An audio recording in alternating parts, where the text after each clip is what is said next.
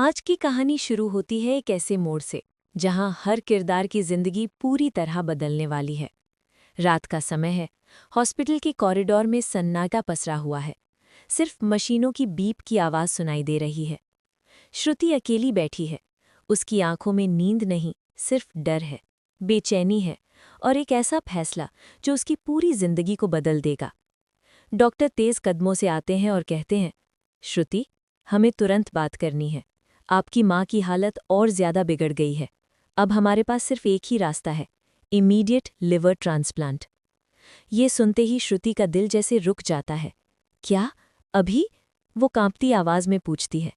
Doctor गंभीर होकर कहते हैं, हाँ, अगर अगले कुछ घंटों में ट्रांसप्लांट नहीं हुआ तो उन्हें बचाना बहुत मुश्किल हो जाएगा। श्रुति की आंखों से आंसू बहने लगते हैं। डॉक्टर, कुछ कीजिए, मैं अपनी माँ को खो नहीं सकती। डॉक्टर धीरे से कहते हैं, एक डोनर मिल सकता है, लेकिन एक बड़ी प्रॉब्लम है। क्या? श्रुति घबराकर पूछती है। डोनर से जुड़ा फैसला आपके हाथ में नहीं है। ये सुनकर श्रुति समझ जाती है कि बात फिर से ऐश्वर्या तक पहुंच चुकी है। दूसरी तरफ ऐश्वर्या अपने कमरे में खड़ी है, चेहरे पर वही ठंडी मुस्कान। वो खुद से कहती है, अब वक्त आ गया है सब कुछ खत्म करने का। तभी श्रुति वहां आती है। प्लीज मेरी माँ को बचा लीजिए, मैं आपके सामने हाथ जोड़ती हूँ। ऐश्वर्या धीरे से उसकी तरफ मुड़ती है। इतनी जल्दी हार मान ली? अभी तो खेल शुरू हुआ है। श्रुति रोते हुए कहती है, मैं जो कहेंगी मैं करूंगी। ऐश्वर्या पास आती है और धीरे से कहती है, तो सुनो, तुम्हें सिर्फ विक्रांत को छोड़ना नहीं है, बल्कि उसे ये यकीन दिलाना होगा कि तुमने उसे धोखा दिया है। श्रुति शॉक में आ जाती है। क्या? ये मैं नहीं कर सकती। ऐश्वर्या गुस्से में कहती है, तो फिर अपनी माँ को मरने के लिए तैयार रहो। ये सुनते ही श्रुति टूट जाती है। ठीक है, मैं करूंगी, बस मेरी माँ को बचा लीजिए। इधर विक्रांत अपने घर पर बैठा है। उसके चेहरे पर चिंता साफ दिख रही है। उसे महसूस हो रहा है कि कुछ गलत हो रहा है। वो खुद से कहता है, श्रुति ऐसा अचानक बदल नहीं सकती, जरूर कुछ बात है। तभी उसका फोन बजता है। कॉल श्रुति का है। वो तुरंत उठाता है। श्रुति, तुम ठीक हो ना? श्रुति अपनी आवाज को कठोर बनाते हुए कहती है, विक्रांत, हमें अब आगे नहीं बढ़ना चाहिए। विक्रांत हैरान, क्या? अचानक? श्रुति कहती है, मैंने तुम्हें सिर्फ इस्तेमाल किया, मुझे तुमसे कभी प्यार नहीं था। ये सुनकर विक्रांत पूरी तरह हिल जाता है। ये तुम क्या कह रही हो? लेकिन श्रुति बिना कुछ और बोले फोन काट देती है। फोन कटते ही दोनों तरफ सन्नाटा छा जाता है। श्रुति फूट फूट कर रोने लगती है और विक्रांत बिल्कुल पत्थर बन जाता है। उसी वक्त एक और बड़ा ट्विस्ट आता है। डॉक्टर रिपोर्ट लेकर आते हैं। हमें डोनर मिल गया है, लेकिन क्या? श्रुति घबराकर पूछती है। डोनर विक्रांत है। ये सुनते ही श्रुति के पैरों तले जमीन खिसक जाती है। नहीं, ये नहीं हो सकता। डॉक्टर कहते हैं, वो बिना कुछ जाने आपकी माँ के लिए अपनी जान जोखिम में डालने को तैयार है। श्रुति की आंखों से आंसू रुक ही नहीं रहे। जिस इंसान का दिल उसने अभी अभी तोड़ा, वही उसकी माँ की जान बचाने जा रहा है। दूसरी तरफ विक्रांत अस्पताल पहुंच चुका है। वो डॉक्टर से कहता है, मुझे सब पता है, रिस्क क्या है, लेकिन अगर इससे श्रुति की माँ बच सकती है तो मैं तैयार हूँ। डॉक्टर उसे आखिरी बार सोचने को कहते हैं, लेकिन विक्रांत बिना हिचकिचाए साइन कर देता है। श्रुति दूर खड़ी सब देख रही है। वो खुद से कहती है, मैं कितनी गलत थी, मैंने उसे कितना दर्द दिया। लेकिन अब बहुत देर हो चुकी है। इसी बीच ऐश्वर्या फिर से सामने आती है। देखा, जिसे तुमने ठुकराया वही आज तुम्हारी सबसे बड़ी ताकत बन गया। श्रुति गुस्से में कहती है, आपने ये सब क्यों किया? ऐश्वर्या की आंखों में नफरत दिखती है, क्योंकि तुम्हारी माँ ने मेरी जिंदगी बर्बाद की थी और अब मैं तुम्हारी जिंदगी बर्बाद करूंगी। अब कहानी अपने सबसे बड़े क्लाइमैक्स की तरफ बढ़ रही है। ऑपरेशन शुरू होने वाला है। डॉक्टर टीम तैयार है।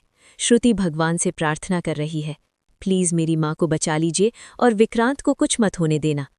ऑपरेशन थिएटर के बाहर हर सेकंड भारी लग रहा है।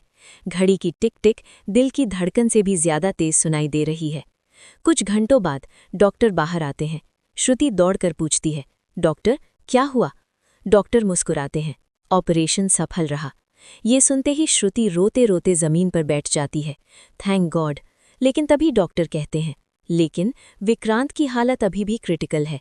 ये सुनकर फिर से सब कुछ बदल जाता है। अब कहानी का सबसे बड़ा सवाल यही है, क्या विक्रांत बच पाएगा? क्या श्रुति सच बताकर सब कुछ ठीक कर पाएगी?